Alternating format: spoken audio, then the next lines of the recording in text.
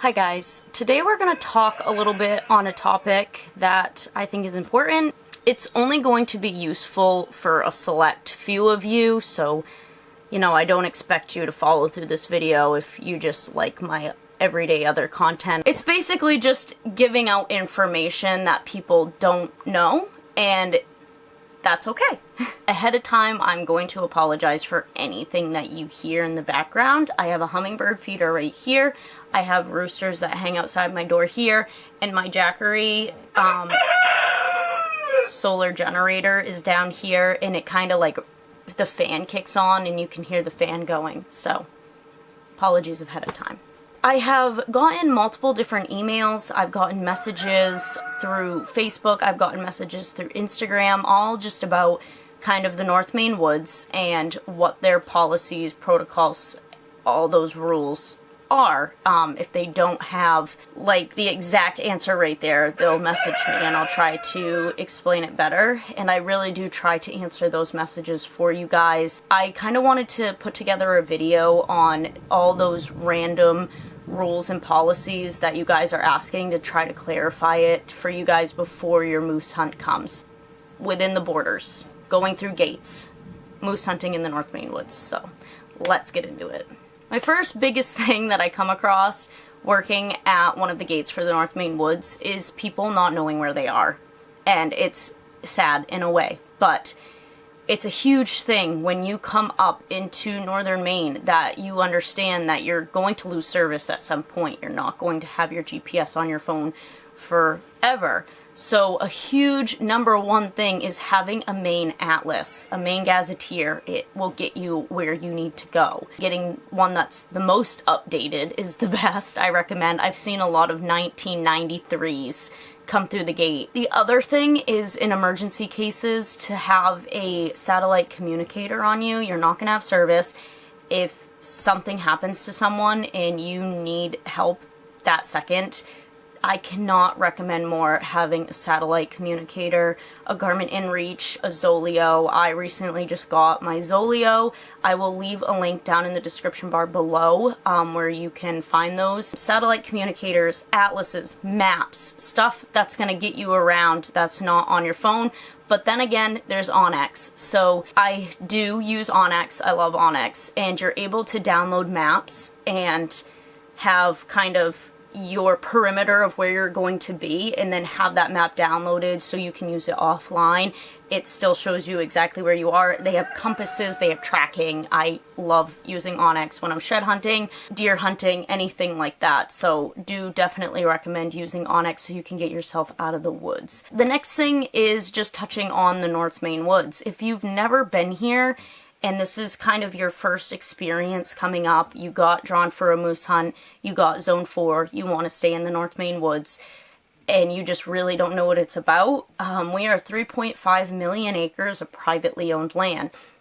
So the North Maine woods makes up of multiple different landowners, and that's where I'm going to touch in this magazine. So this is our brochure for the North Maine woods. These are at every checkpoint. They are free. Your first one's free. The whole truck doesn't need one. We try to conserve these the best we can because they do come with a map in it as well.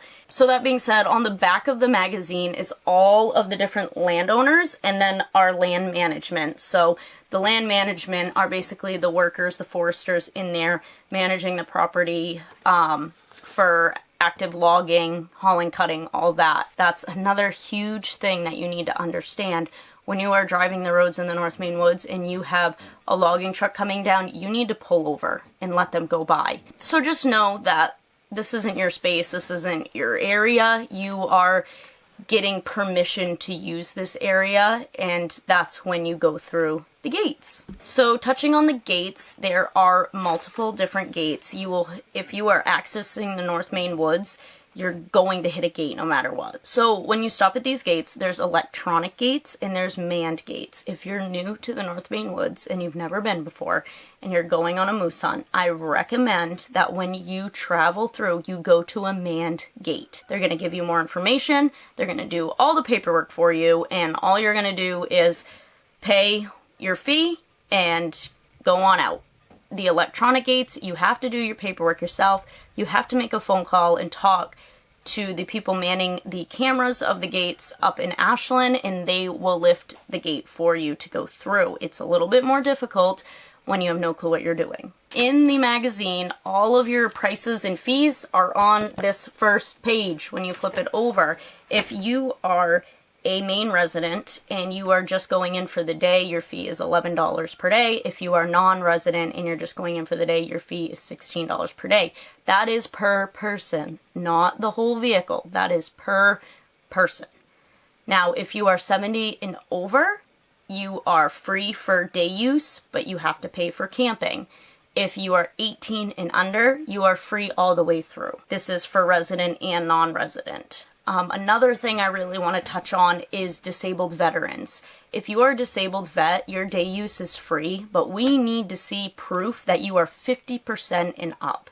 So you have to bring in a card or a form that shows that percentage. We will write you out a card that is good for life and you'll get free day use. We want to honor you guys in what you did for this country, so just bring in your percentage. Free day use. Now, the other big thing is passes. Our passes are split up, so there's an annual pass, which we only give to residents, and then there's a summer pass and a fall pass. Now, these dates are split up, so if you're only staying in the summer or you're only staying in the fall, to help you out with like a lower cost. Some people will come in and say, right now, July, and they want to get their pass for the rest of the year. And we really urge you not to do that, because if you're not planning on staying for a certain amount of days until that cutoff, which is August 20th, when we start selling our fall passes, then you're kind of going to eat up some money. So if you're coming up for a moose hunt and scouting, and you know that you're going to be camping for more than 7 days, then you're going to want to buy that pass after August 20th or directly on August 20th. The next thing I wanted to touch on is going and visiting northmainewoods.org, looking at the website. On that website, here, we'll do it together. Okay guys, so we're here on the North Maine Woods page. As you see, there is a logging truck hauling down the road. That's what it looks like, campsites. It's lovely. So you get this bar here, and we come over to self-registration. You click on North Maine Woods self-registration. Now it brings up all of these pages. So this page is explaining to you how to fill out the paperwork. This is showing you kind of what the paperwork looks like, and then this is giving you your own template to fill out. Now you want to print 2 of these, because we need one and you need one. And then you also can print it out and write on it, or you can fill it right out on the computer. It's very important to know that you need to put all the information in so we can enter it in the computer. And what a lot of people do with this self-registration is they bring it right into us, and we always look over it and do the math. And so they have it all filled out, they hand it to us. You hand us a check or cash, or we can now take cards. We get your payment and out the door you go. You always want to make sure that if you are camping that your nights, so if you're staying 3 nights, then you're only doing 3 days. Your nights always equal your days. If you're not camping, then you just put the amount of days that you are in the North Maine Woods for. You want to put your destination, what you're doing. If you're going to someone's camp, you want to put whose camp it is. And again, very important, if you have anyone under the age of 18, if you have anyone over 70, you want to mark them down so we know, who's paying for what. Somebody asked me if you come into the North Maine Woods after 9 p.m. when we've closed, if you have to sit there and wait for us to open at 6 a.m., and that answer is no. We are technically all 24-hour gates where we have people sitting up in Ashland watching cameras and manning the gates. There's an outside call box that you go to at each gate. There's a phone, and there is paperwork that you can fill out yourself. Now, there's a number you can call on that phone, or sometimes they'll see you in the camera and they'll call you and they'll help you fill that paperwork out. They'll tell you what your amount is, and then you'll fill your paperwork out. You'll put that amount of money. There's an envelope, and there's always a drop box. Ours at Caribou Gate goes into Our door, we have like a little mail slot. The next thing I want to touch on is the North Maine Woods campsites. They are first come, first serve. There are no reservations. When the IFNW put in the adaptive hunts, the North Maine Woods went through and set up 50 extra campsites that are kind of specific for the adaptive hunt, because there is a lot more people in the North Maine Woods. So there are extra campsites out there. Some have outhouses, some don't. I believe all are equipped with a fire ring. When you're picking out a campsite, it's very smart to pick out a couple campsites that you would like to go to, because odds are your first one's going to be taken. The North Maine Woods map is inside, folds out like this. If you're over 50, you probably can't read it, but luckily you'll have a young one with you. It shows all of our campsites. So everything in a red triangle is a campsite. Now everything in a red circle is a fire permit only site. Now, that's a very important thing to know, that you do need a fire permit at some sites to have a fire. And we do not do these permits. These permits are done through, I believe it's foresters or IFNW. So if you go on the website and you go to information and you go down to camping, and then you scroll down right here, it talks about designated fire permit campsites. And then these are how you get your fire permit. So you can call any of these headquarters or stop at any of these and get your fire permit for that specific campsite. It's very important to know that if you have a fire and don't have a permit, then you will probably be getting a fine. The next thing I want to talk about is another huge question that I get a lot, and there's a lot of different answers, and there's a lot of misunderstanding with it. So last year, the North Maine Woods put in a kind of policy for the moose hunt only on select camper sizes. Hey guys, just popping in here. I am currently editing this video that you are watching, and I'm realizing that I really butchered this part. So I took it out and I decided just to pop in and let you know the actual information. What I'm getting to is camper lengths for the North Maine Woods. Everyone asks this question every year: how long is my camper and vehicle allowed to be? So for the moose hunt only, the policy is anything 48 feet and under. Yes, 48 feet and under is your maximum length for your camper and truck. For a single unit ride-in Winnebago styled camper vehicle is 28 feet. Now, if you show up in anything way bigger than that, then we are going to turn you around. So your options from there are to take it on home and come on back, or to go to a nearest state campsite down the road. So do your research, and on to the next thing.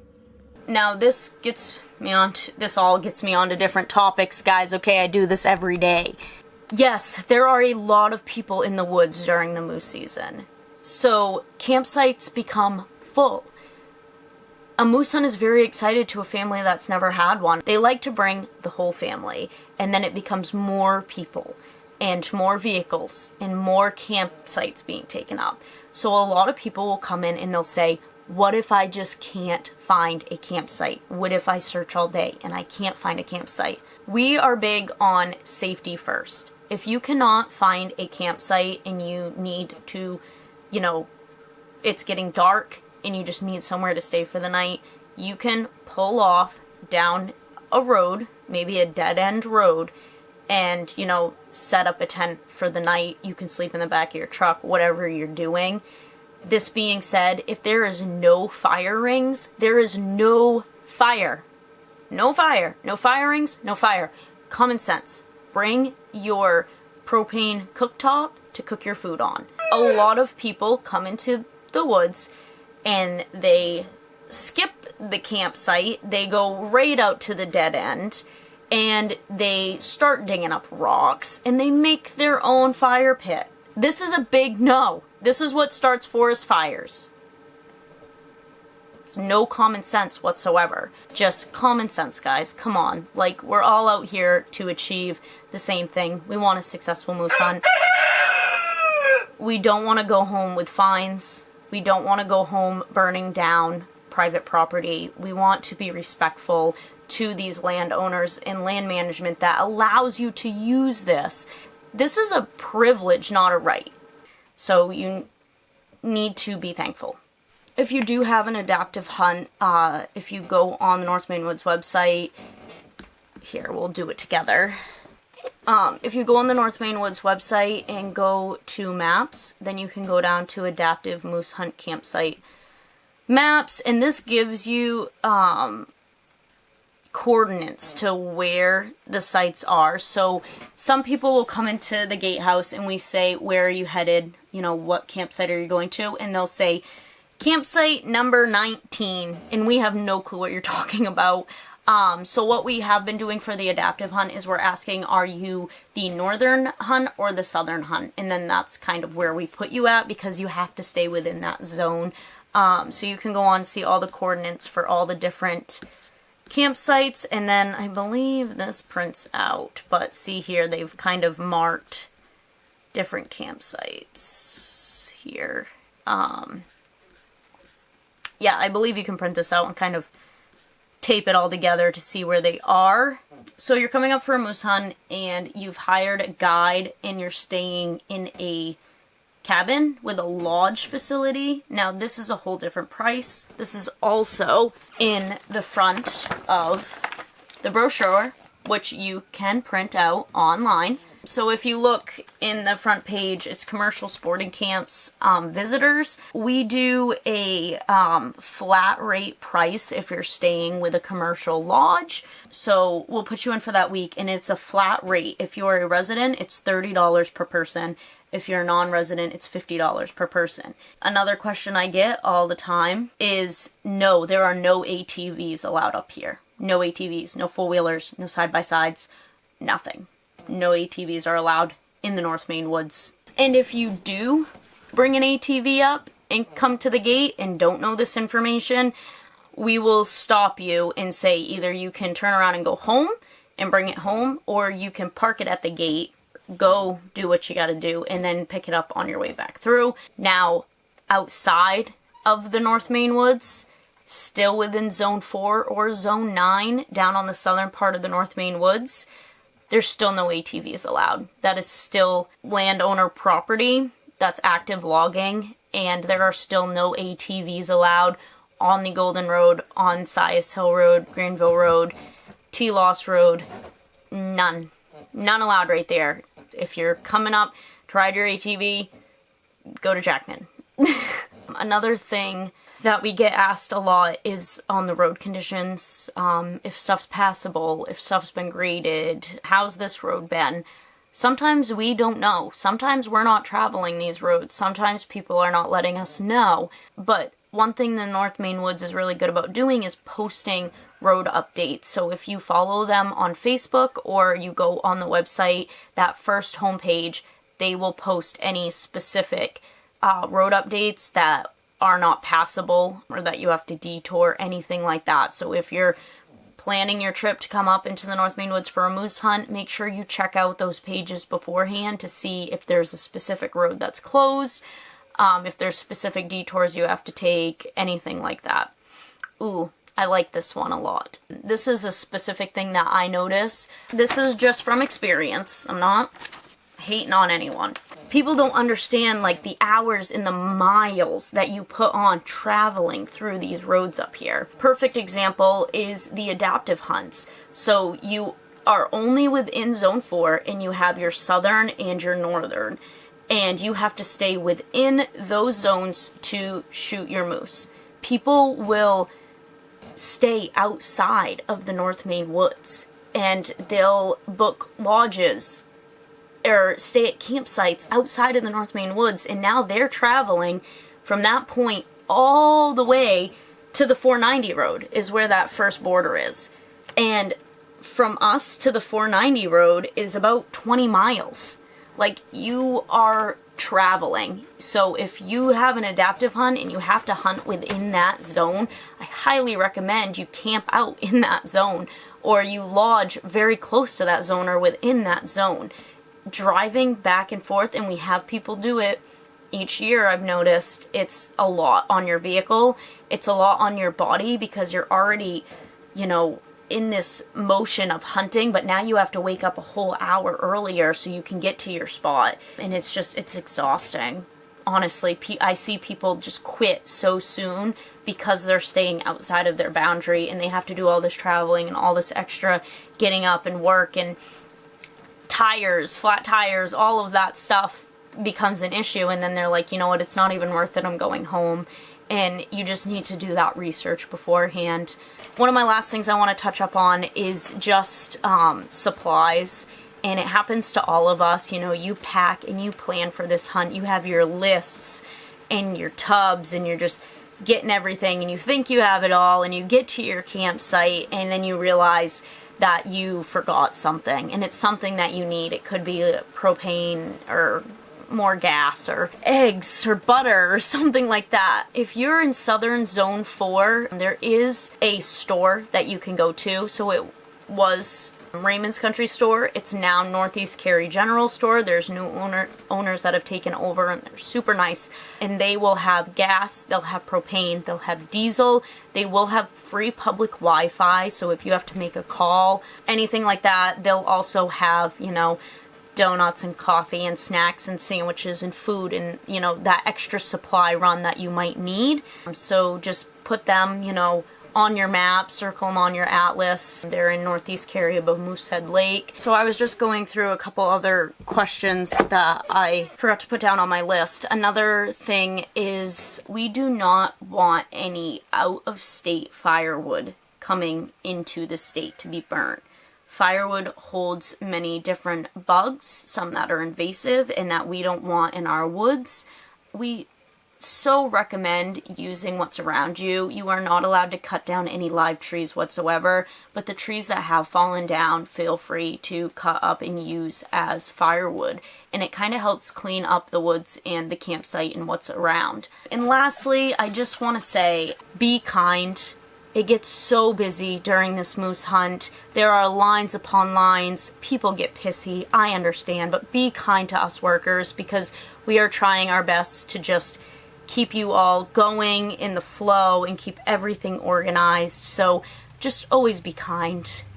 That being said, I hope this video helped.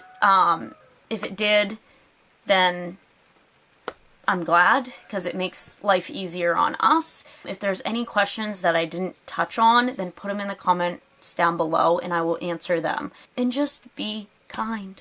So that concludes this video. I wish everyone the best of luck on their moose hunt this year here in northern Maine. If you're interested in any merch from A Girl from Maine, check it out down below. I do have some Maine moose hunt merch, or just some moose or deer or fish or bear. If you're looking for anything like that and you want to support the channel, that is so appreciated.